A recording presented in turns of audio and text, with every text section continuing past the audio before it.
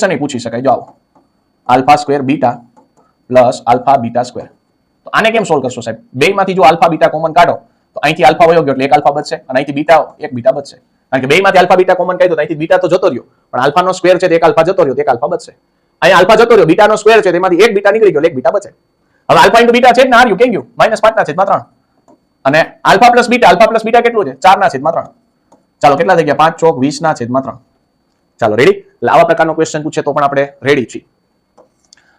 બીજો ક્વેશ્ચન છે alpha square plus beta square. આવો ક્વેશ્ચન પૂછે તો મુંજાઈ જવાનું ના સાહેબ. આને આમ સોલ્વ કરશે આલ્ફા પ્લસ બીટાનો હોલ સ્ક્વેર.